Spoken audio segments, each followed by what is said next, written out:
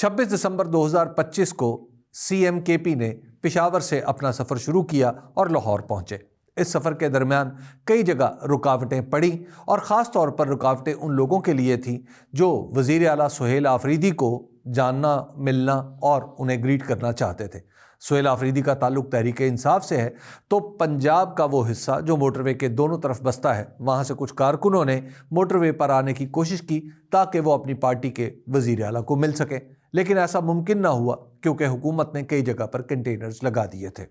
آخر کار وہ لاہور پہنچے تو پولیس نے انہیں ابتدائی طور پر روکا اور پھر کچھ گفت و شنید کے بعد انہیں اندر آنے کی اجازت دے دی گئی، اور لاہور شہر میں وہ لبرٹی مارکیٹ جانا چاہتے تھے تو لبرٹی مارکیٹ کو شام 7 بجے ہی بند کروا دیا گیا، حالانکہ لبرٹی مارکیٹ ان مارکیٹس میں ہے لاہور کی جو رات دیر گئے تک کھلی رہتی ہیں۔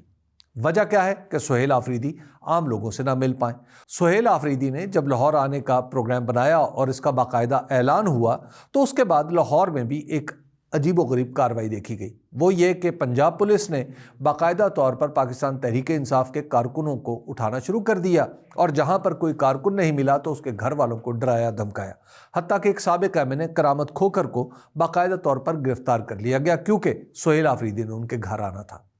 یہ واقعہ دیکھا جائے تو پاکستان تحریک انصاف کے لیے نیا ہے، لیکن پاکستان مسلم لیگ نون کا طرز عمل پرانا ہے۔ 1988 میں وفاق میں محترمہ بے نظیر بھٹو کی حکومت تھی اور صوبہ پنجاب میں PMLN کی یا اس وقت IJI کی حکومت تھی جس کا پاکستان مسلم لیگ ایک حصہ تھی، اور نواز شریف صاحب یہاں وزیر اعلیٰ تھے۔ اس وقت پیپلز پارٹی اور PMLN میں محبت کا وہ عالم نہیں تھا جو آج دکھائی دیتا ہے، بلکہ دونوں جماعتیں ایک دوسرے کے ساتھ کھینچا تانی میں مصروف رہتی تھیں۔ اس وقت محترمہ بے نظیر بھٹو کی کیبنٹ میں ایک وزیر تھے، یعنی وفاقی وزیر تھے، جن کا تعلق بلوچستان سے تھا۔ ان کے خلاف ملتان میں غالباً ایک مقدمہ درج تھا، اور وہ مقدمہ بھی یوں ہی تھا جس طرح کے سیاسی مقدمات ہوتے ہیں۔ اس مقدمے کو بنیاد بنا کر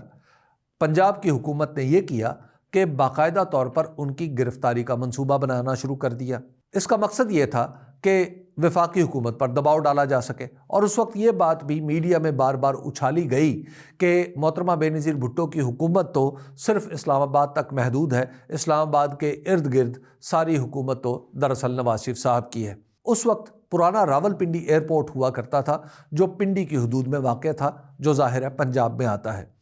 وہاں پر بہت سارے وفاقی وزراء آیا کرتے تھے، تو پنجاب کی طرف سے یہ پیغام دیا گیا کہ فلاں وزیر صاحب جب راول پنڈی ایئرپورٹ پر اتریں گے تو انہیں ہم پکڑ لیں گے اور انہیں گرفتار کر لیں گے، اور یہ معاملہ اتنا بڑا کہ ان وزیر کو باقاعدہ طور پر ایئر لفٹ کرنا پڑا راول پنڈی کے ایئرپورٹ سے، یعنی راول پنڈی ایئرپورٹ پر ایک ہیلی کاپٹر بھیجا گیا، چونکہ وہ کوئٹہ سے آئے تھے، اور اس ہیلی کاپٹر میں بٹھا کے انہیں اسلام آباد منتقل کیا گیا۔ تو یہ کھینچا تانی جو آج ہم دیکھ رہے ہیں یہ پاکستان مسلم لیگ نون کو بہت اچھی طرح آتی ہے، تو اس کا مظاہرہ آج بھی کیا جا رہا ہے کہ سہیل آفریدی جو یہاں پر آ کر اپنے کارکنوں سے ملنا چاہتے ہیں انہیں ملنے نہیں دیا جا رہا، جو کارکن نمایاں ہیں انہیں اٹھایا جا رہا ہے، اور پھر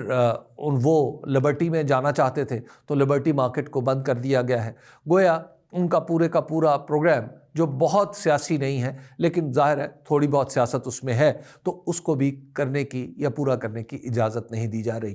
یہ کیسا پیغام ہے؟